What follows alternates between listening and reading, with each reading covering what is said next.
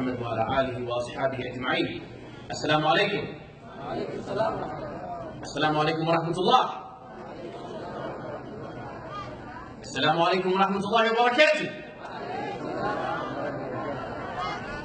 We want to get the extra hasanat, inshallah.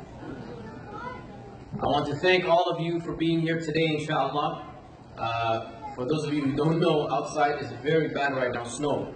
I drove from Pickering, I almost became Sheikh, subhanAllah. But alhamdulillah, we're okay, we're here today. I have a topic that I want to address the young people with today. I know there's not too many young people, inshallah, and I find this to be actually very sad. Because a lot of times when Oromos hold these gatherings, every people, they come together, but it's mainly the elders, mainly the parents, mainly the uncles, the aunts. And where are their kids? We don't even know. If they're not here, you most likely don't know where they are either. So this is, Allah musta'an, but alhamdulillah, I'm going to try our best today anyways. And by the way, I'm not a sheikh. Our brother, mashallah, he introduced me as sheikh. If I'm sheikh, we're all in trouble. I'm no sheikh. I'm just a brother giving nasiha, just advice. So if there's mistakes, then you blame somebody else, inshallah. I'm jahil, so don't ask me questions. But I'm just going to give you some advice on what I've been able to learn in my life, in my very few experiences of years on this earth. I want to start by asking you a question.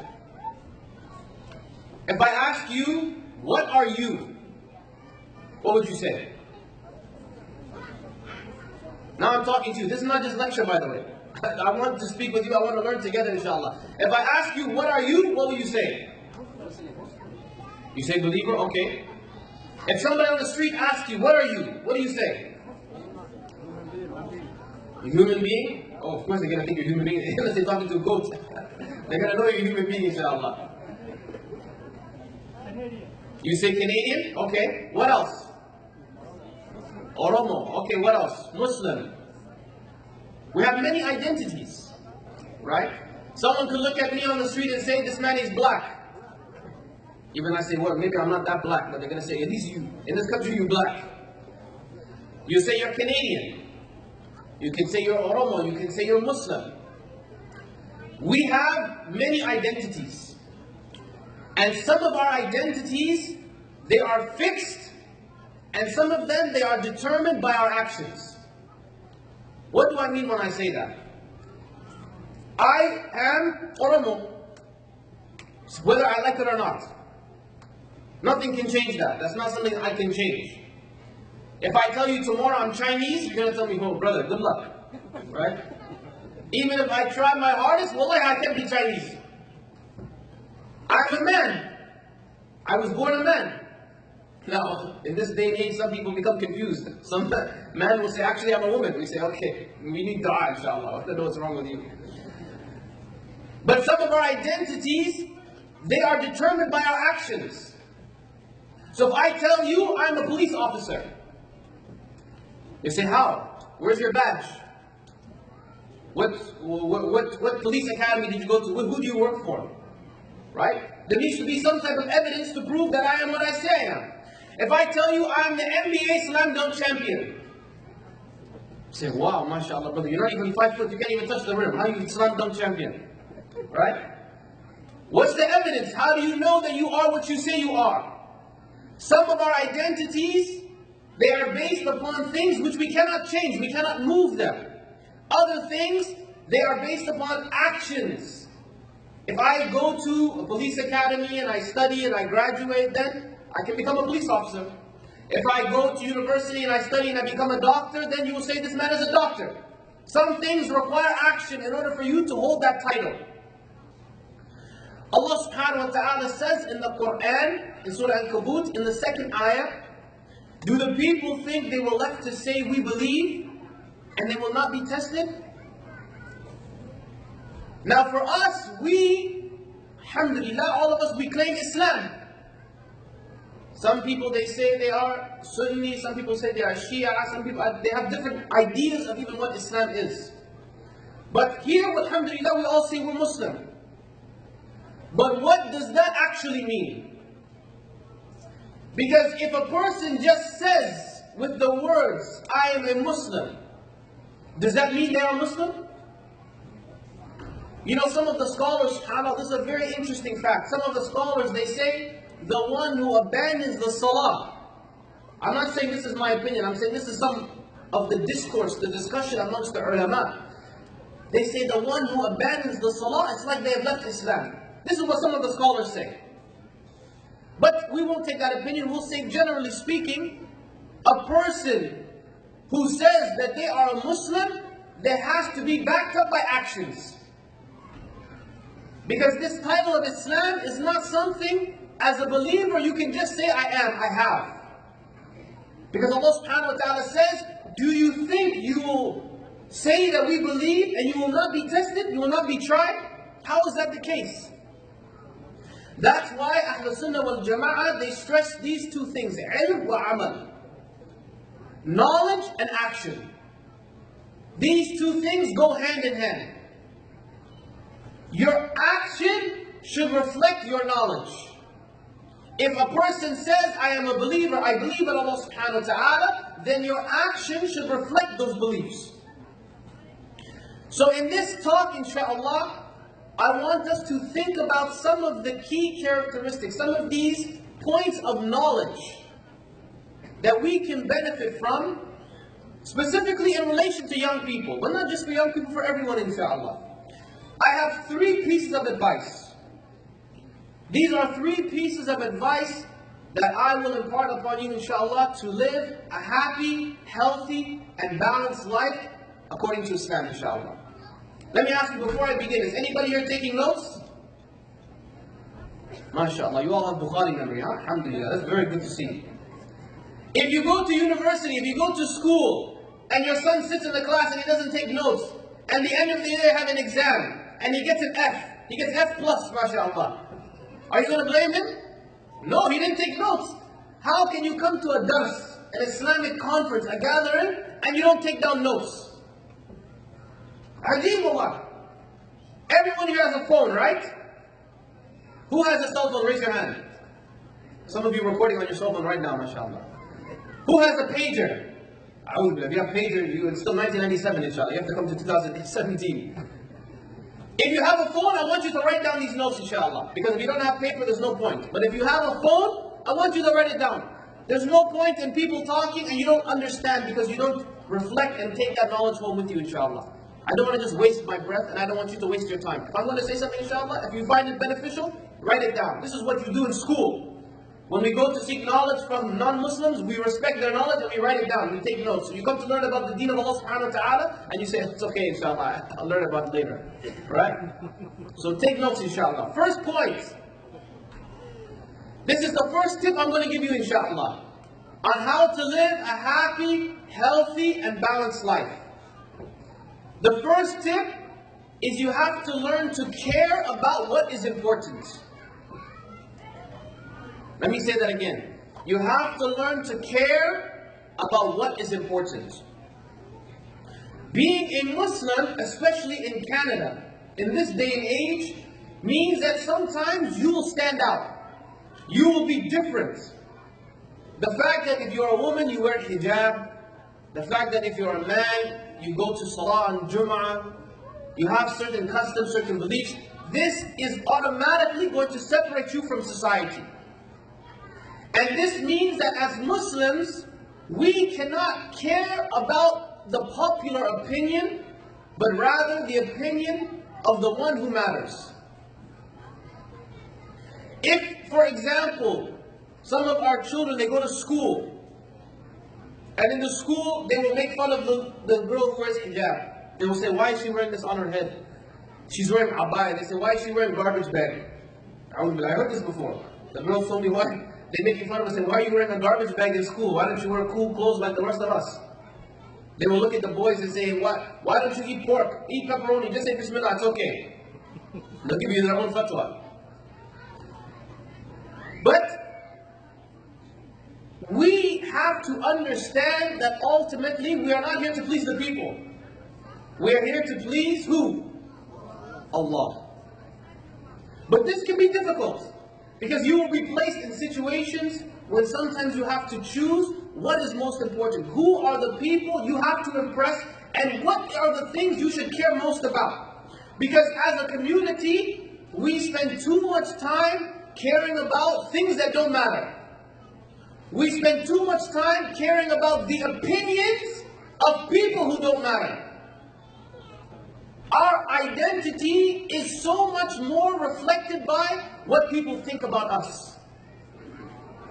And you'll find that especially amongst young people, amongst kids, the sociologists, they say, the largest agents of change, the number one way in which young people are influenced is through what? It's not through their families. It's not even sometimes through their religion. The number one influencing tool on young people is their friends. And we spend so much time trying to impress our friends, the people around us. We want to look cool. We want to dress nice. We want to sound cool. We don't want to be seen like we're someone who's foreign or backwards. I remember especially, some of you are older than me, some of you are younger than me. When I was young in this country, I was born in Canada. When I was young in this country, I remember there used to be something we used to call people who come straight from back home. We used to call them fobs, fresh off the boat. You ever heard of this before? Some of you say, oh, this guy's a fob, he's fresh off the boat. We used to insult them like this. If somebody just comes from back home and we say, oh, this person, he's still backwards, he doesn't understand anything. So those people who feel like, I don't want to be called fob, I don't want no one to make fun of me, they will do everything they can to seem cool. They'll smoke weed, they'll drink, they'll go out and party. They'll do everything they can so people say this guy is cool. He's not like those people. But the measuring stick we should use to understand what is cool, what is good, what is a good value, is the measuring stick of Islam. It is what Allah subhanahu wa ta'ala has taught us in the Quran. It's what the Prophet sallallahu alaihi wasallam has taught us through his sunnah. I'll give you an example. And Nabi sallallahu alaihi wasallam, he taught us that you are on, he said, you are on the deen of your friends. In fact, in the hadith, he said, you are on the deen of your khalil. And what is a khalil? A khalil is a close person, a close confidant. A khalil is someone who you take as a very close friend. I want everyone right now to think about who are their top 5 friends. If you go on your phone right now, if you have a cell phone, you look at the top 5 people that you call. Who are these people? Even forget your family, your top 5 friends.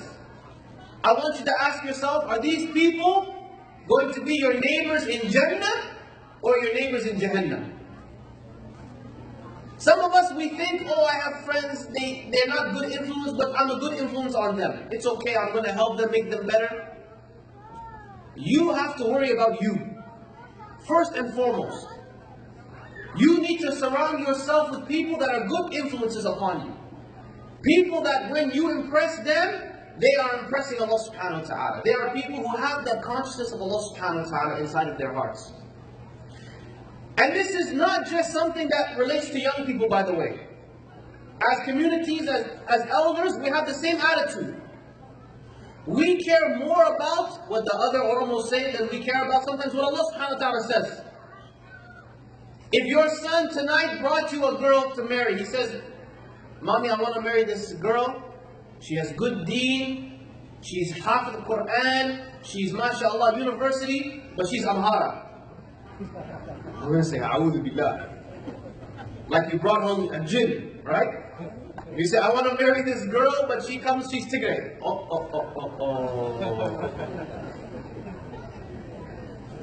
What are the people going to say? How can I bring my son, my daughter, and she's married to Amhara? How? How is that? But I told you she has good deen, she has good education. I said, I don't care. She's Amhara. I said, MashaAllah, you care more about that. This is your priority. Why? Because you don't want the people to speak about you. You don't want the people to say, oh, look at this man, look at this woman, their child is like this. Look at this boy, he married this Somali girl. A'udhu Billah. He married Somali? Somali. We became so much more worried about the impressions of people than the impressions of Allah subhanahu wa ta'ala. You can bring home a guy, mashallah, he's from the same village back home, he's Oromo, he's Harar, he's from whatever, he's like your cousin. And people say, wow, mashallah, very good job. He drinks, he smokes, he gambles, he steals, but he's from Harar, Allahu Akbar. Very good job. MashaAllah, congratulations.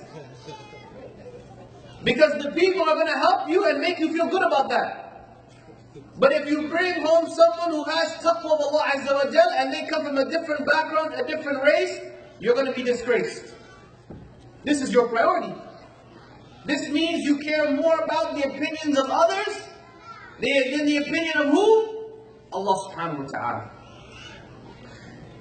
Even in our culture, in Western culture, by the way, people, they will do everything they can to live even outside of their means. People want to, for example, they don't want to seem like they're poor. So what will they do? They will buy a house. And how will they buy a house? They'll buy a house using riba. But they want people to look at them and say, MashaAllah, look at this man's big house. Wow, big house, 2-car garage, everything. But you bought that house using riba. The one who uses riba, Allah subhanahu wa ta'ala says, he wages war against the one who uses riba, who uses interest. But it's more important for you that the people think you're doing well. I know some kids, subhanAllah, when I was in high school, some kids, their parents would give them money for lunch, and every single day they would keep the money. And that day they would fast, Allahu Akbar. They just wouldn't eat, or they would beg you for some money. Why? Because at the end of the month, they want to go buy a pair of Nike Jordans. Right? It's true. They will save up their money, save up their money, save up. Wallahi, you're miskeen. You live in public housing. Your family doesn't have money. It's not something easy for you to buy that. But you want the people to think you are, mashallah, you are very well off. You are very, very wealthy. So you will even sacrifice your own health. You won't even eat. You will rather go to sleep hungry or go to school hungry than for people to think you're poor. Why? Because you care more about the opinions of people. We need to learn to care less about what people think and more about what Allah subhanahu wa ta'ala thinks. You know, when the Prophet sallallahu alayhi wa sallam, what do you say when I say sallallahu alayhi wa sallam? Sallallahu alayhi wa sallam. Never be stingy to send salawat upon the Nabi alayhi salatu wa sallam. When the Prophet sallallahu alayhi wa sallam came to the people of the Quraysh, and he told them that they have to stop burying their baby girls. You know, they used to do that. They used to kill their daughters and bury them. He told them, stop drinking alcohol. He told them, stop making zina. He told them all these things. What was their response to the Prophet ﷺ? They say, Ya Rasulullah, how can we stop these things? This is what our ancestors used to do. He told them, stop worshipping the idols, worship Allah subhanahu wa ta'ala. They say, why? How can we do that? What will our ancestors say? What will the people back home say? What will the people, our relatives, what will they say about us if we stop worshipping Alut and Uzza? This is their gods. What will they say about us? SubhanAllah, we have the same mentality. The Quraysh were scared to give up their traditions and habits because they didn't want people to insult them and make fun of them and say that they were doing something different, doing something new. But you find that, as the Prophet ﷺ said, this religion began as something strange and it will return to something strange. So give glad tidings to the strangers. This means that the one who follows Allah subhanahu wa ta'ala, who follows the Quran, who follows the Sunnah, even amongst their own people, sometimes they will be strange.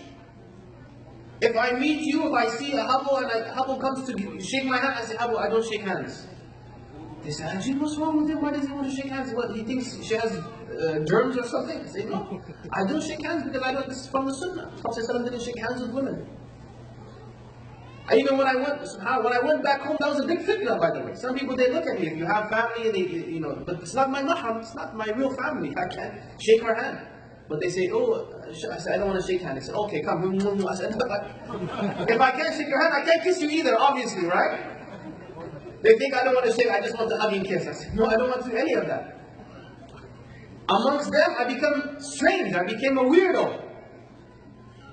But this is how it is. Even sometimes amongst the believers, you will be strange. And this is the prediction of the Prophet ﷺ, that at that time, the religion, it began as something strange. It was ajib. When the Nabi ﷺ told the people, don't make zina.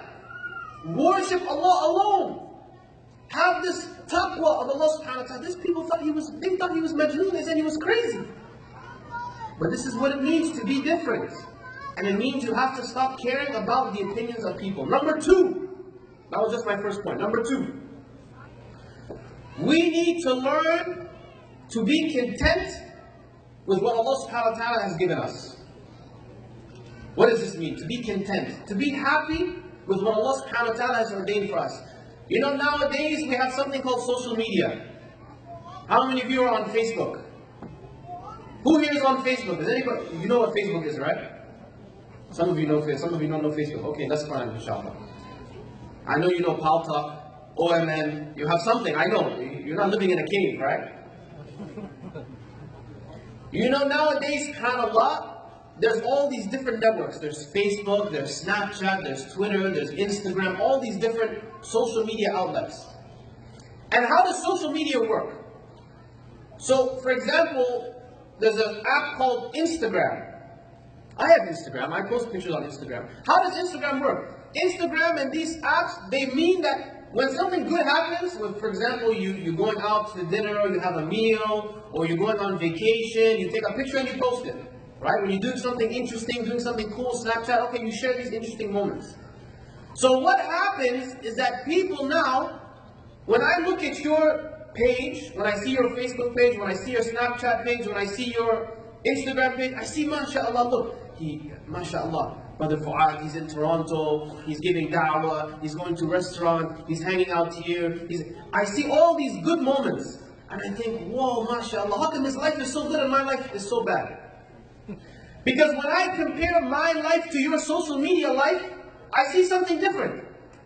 The only times you post are the good times. You don't post the bad times. You don't post the times when you're sitting alone in your room, just bored, staring at the wall, watching the paint dry. You don't share that time.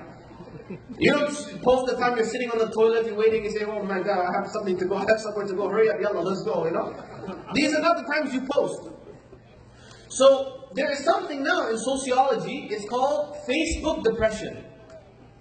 Something that people now are experiencing called Facebook depression. Means when they examine other people's social media lives, when I see your Facebook page, when I see your Twitter, when I see your Instagram, and I compare that fake life, because this social media life is not a real life. It's just the good moments, just the highlights. When I compare that to my real everyday life, I become depressed, I become sad. I think, how come I can't be like Fuad, subhanAllah? He has all this fun, he goes out, he goes on vacation, he visits these people. I wish I could be like that. But I don't know the times he's alone by himself and he's bored. I don't see that time. So this reality, social media, has now caused people to become less content. It means that they always want something bigger and better because they see everybody else having the same thing. In fact, if you go to Africa, subhanAllah, the people in Africa, they have internet too, by the way. Some of you think, mashallah, back when they don't have internet. They have internet. And they have Instagram, and they have Facebook. And they see what you're doing. They see you at Twitter, they see you on Instagram, they see you on Facebook, and they become sad and say, SubhanAllah, I want to come to Canada, I want to go to America, I see how they're living. And then me, when I go back home, and I see the people there, they live very simple life. I say, wow, wallahi, I wish I could live here with you guys. You don't have to worry about taxes, you live very simple life. I'm jealous of them, they're jealous of me. I want to be like them. I want to live simple life, quiet life, no headache, no traffic, no snow. Allah Akbar, they don't have snow. I wish I could be like them. And they look at me and say, wow, mashallah, he has snow. I wish I had snow, subhanAllah. I never saw snow. Even one day I never saw snow. Everybody wants to be like somebody else. And nobody is what? Happy. Nobody's content with what they have, subhanAllah.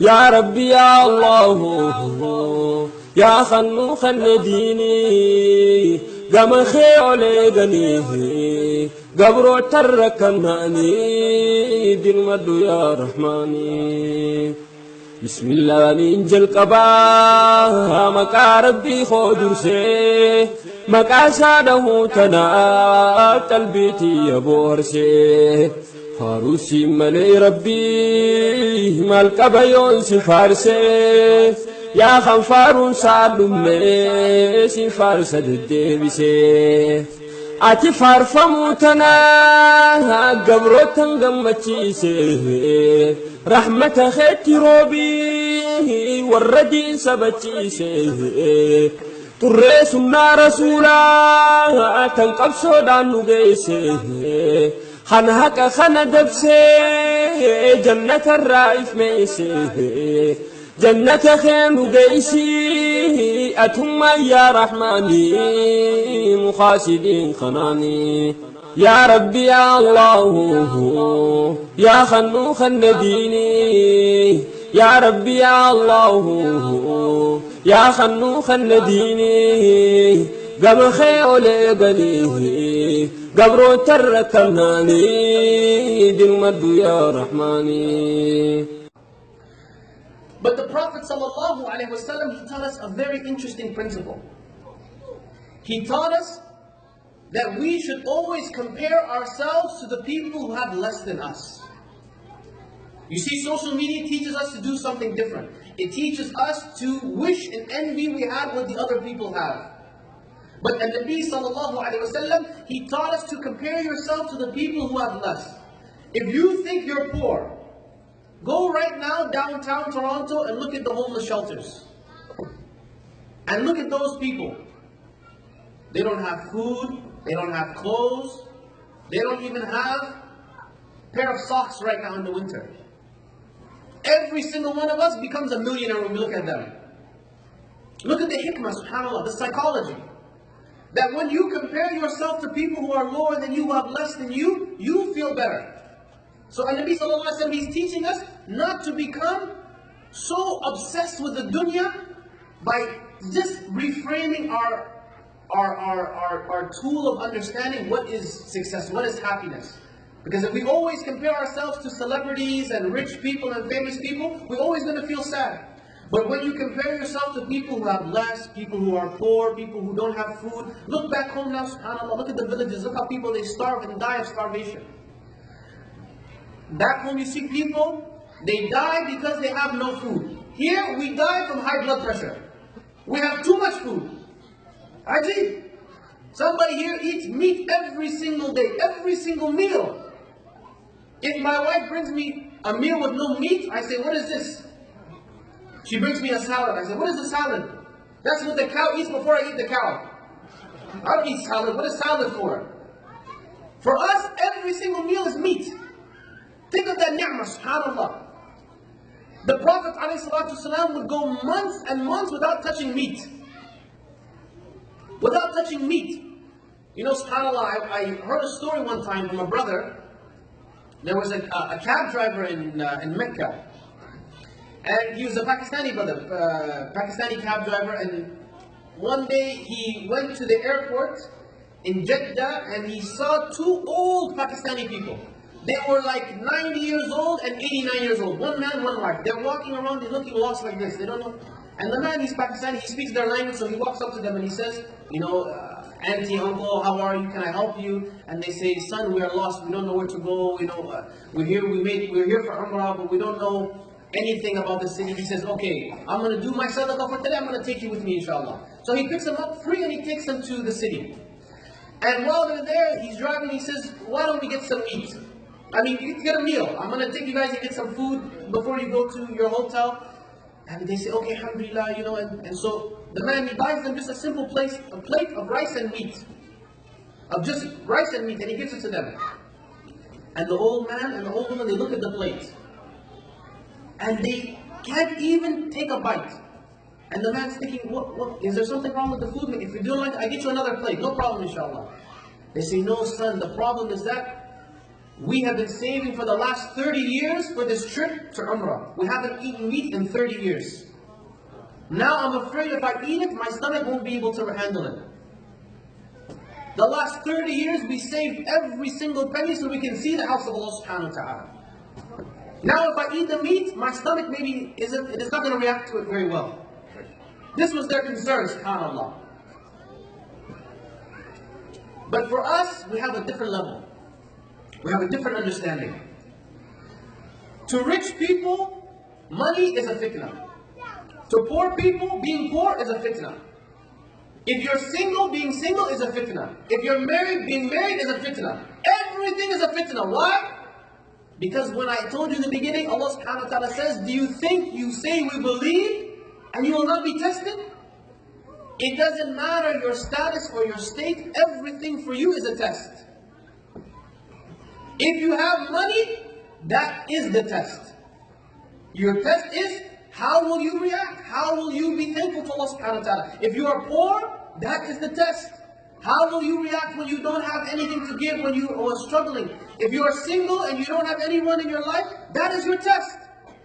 If you're married and you're having difficulties with your wife, that is your test. People, they want the easy way out. They say, I want a life with no tests, no problems, no issues.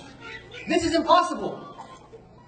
The definition of the life you have is that it will have tests along the way. Every single person is going to have their own trials, their own fitna. The question is, what will be your response to it?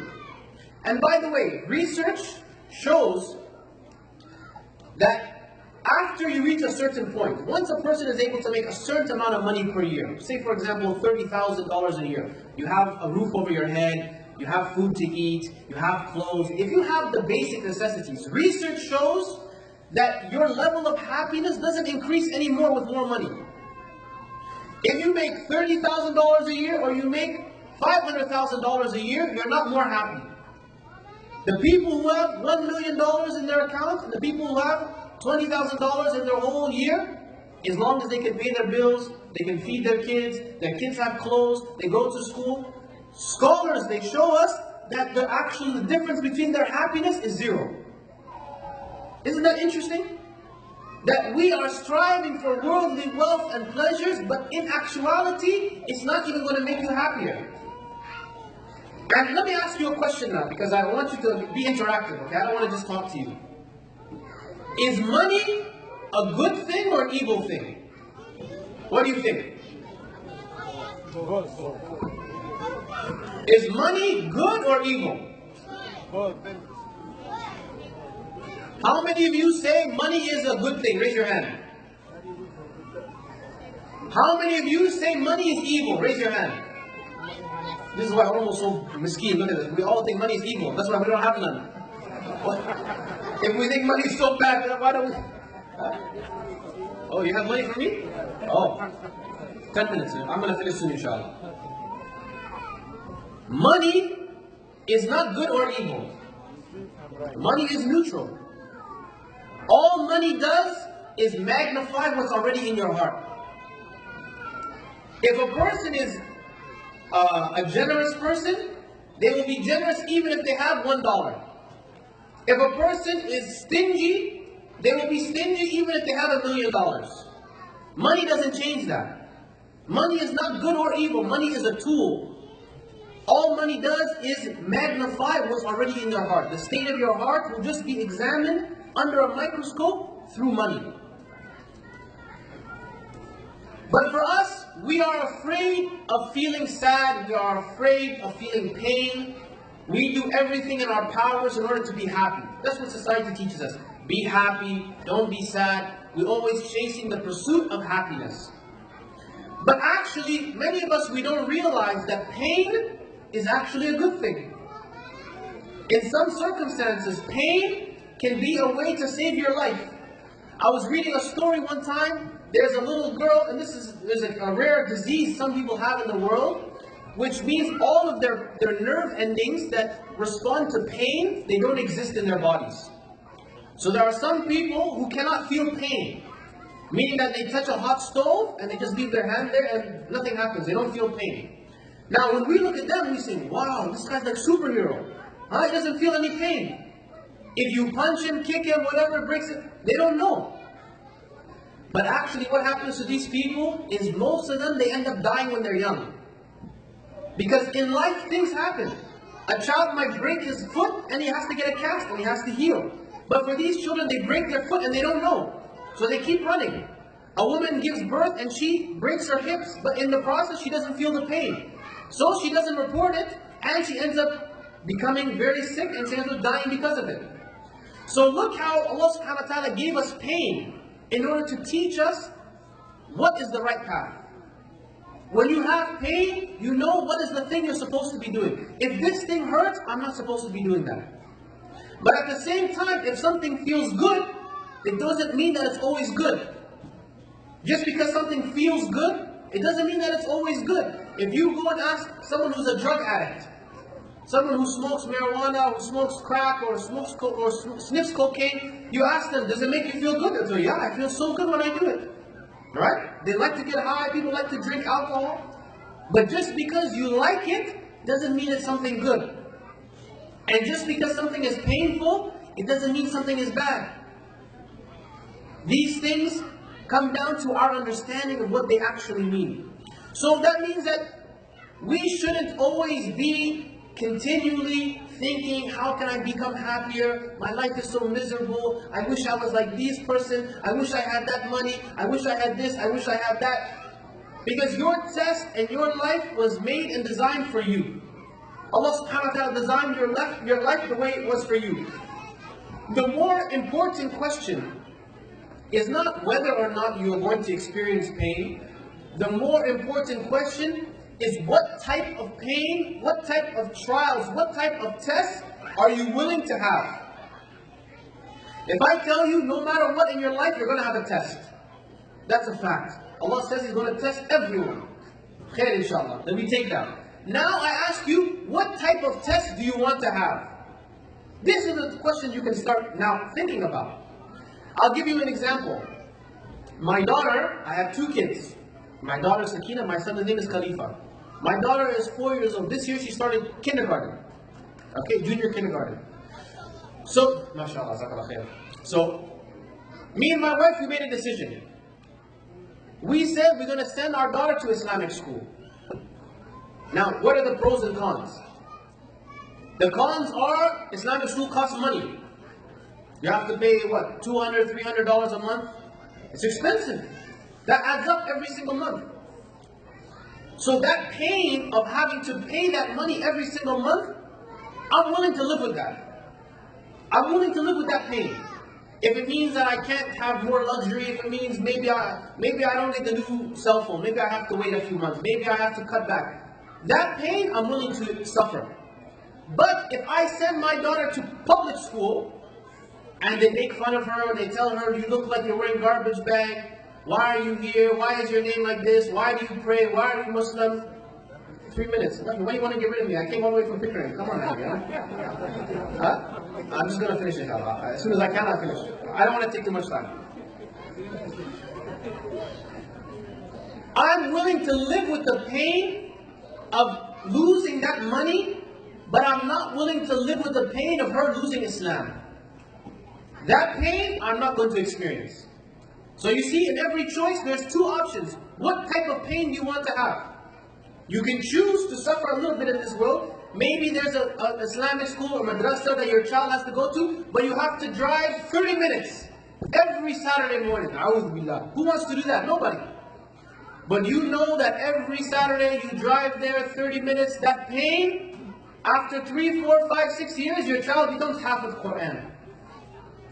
That pain was worth it. So you have to ask yourself, what type of pain are you willing to experience? And what are you willing to do in order to secure that pain? Last point, inshallah, is that Allah subhanahu wa ta'ala, He knows what's best for us, even when we don't know it ourselves. I'll say that one more time. Allah Azza wa Jal, He knows what's best for us, even when we don't know ourselves. I'll give you an example. When I was young and I started learning about Islam, after 9/11, okay, my little Adam is here. I remember my little Adam, he used to give me a lot of books, mashallah. He used to give me books, he used to show me small kitabs they have in English, and I used to read them, I remember. And when I went to school, my first day of high school was September 11th. Can you imagine that? SubhanAllah. That was my first day of high school. So then the kids started asking me questions about Islam. They started asking me, oh, do you know that in your book it says you should go and kill all the Jews and Christians? I said, what? Really? It says that?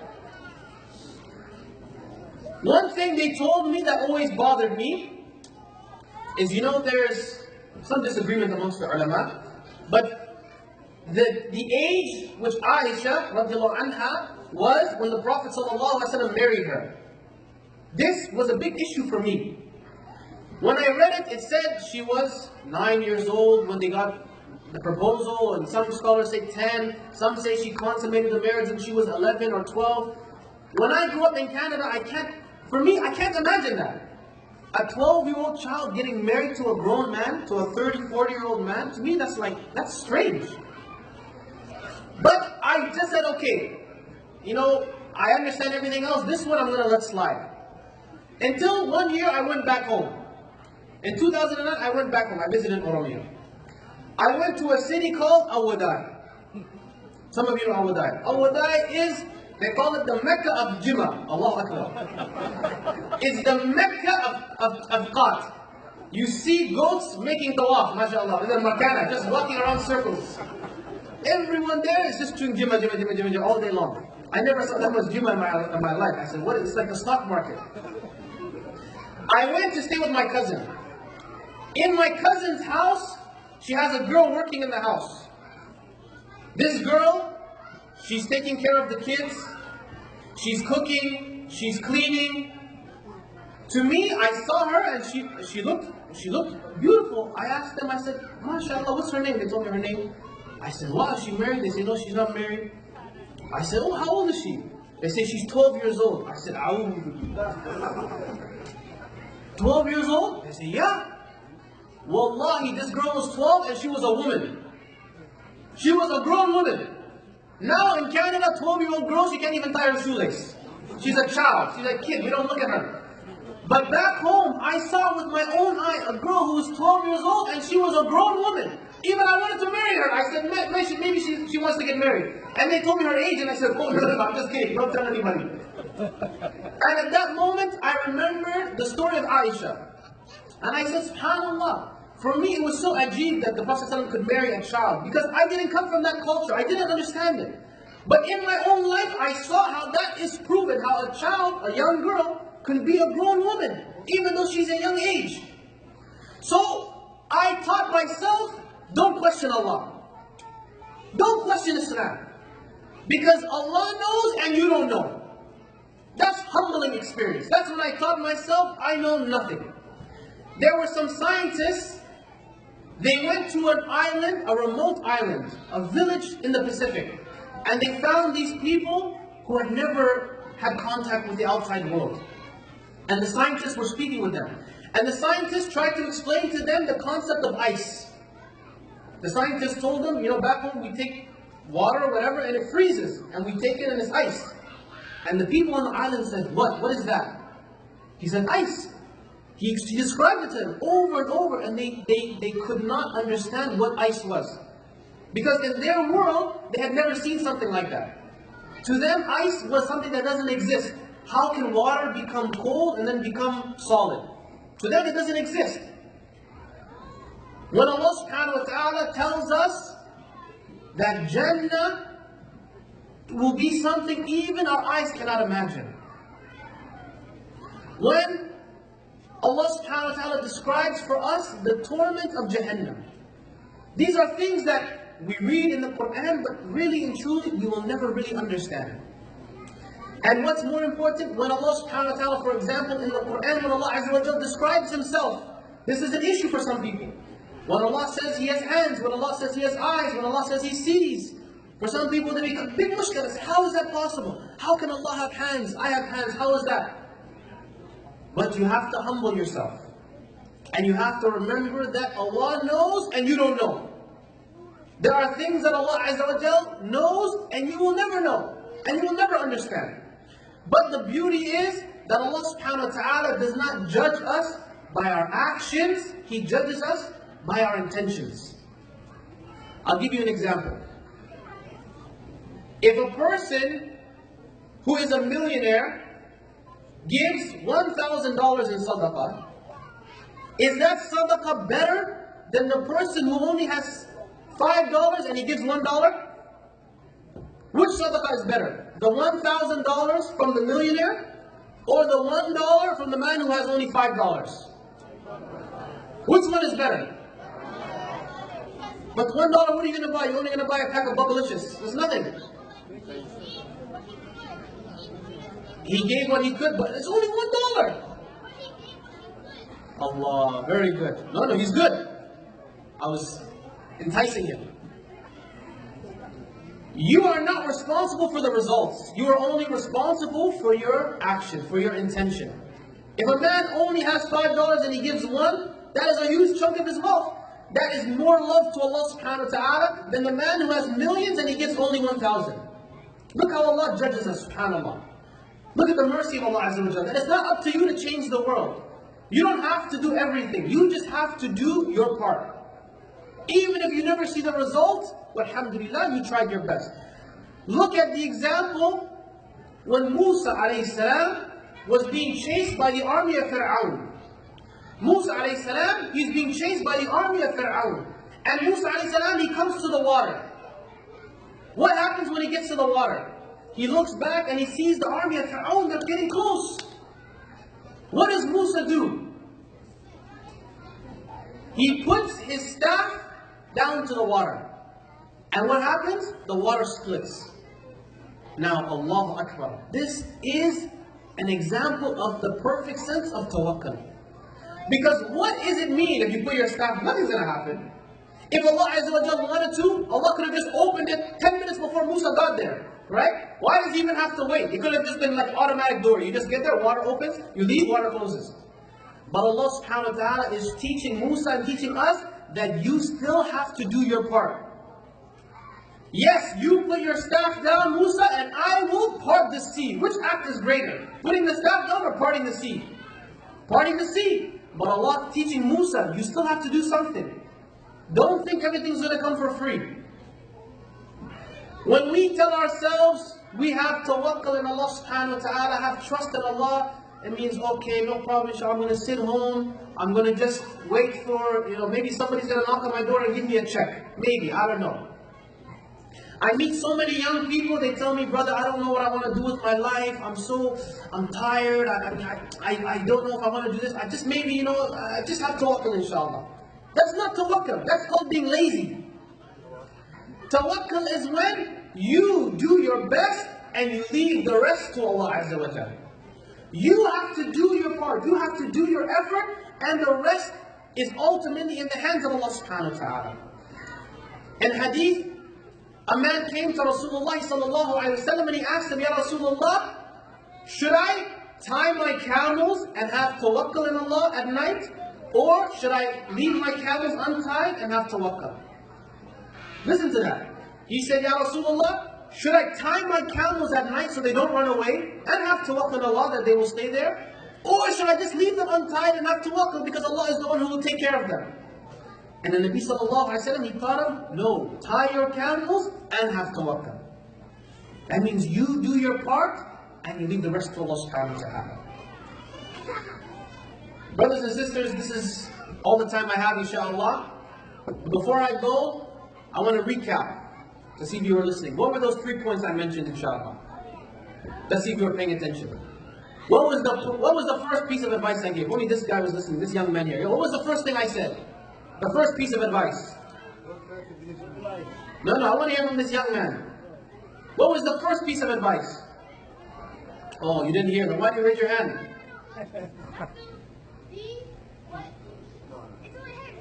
It's in your head. Okay, let's take it out of your head now. What is it?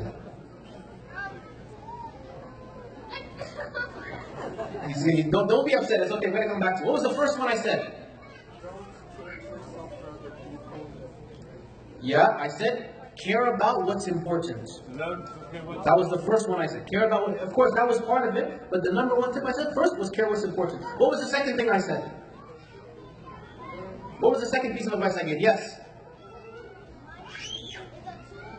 Money is a tool, okay. Now you're just throwing out random things, yeah? Be content, very good. Jazakallah khair. And what was the third thing I said? Don't tell me I drove all the way from Pickering just to hear myself talk. Somebody tell me they were paying attention. What was the third thing I said?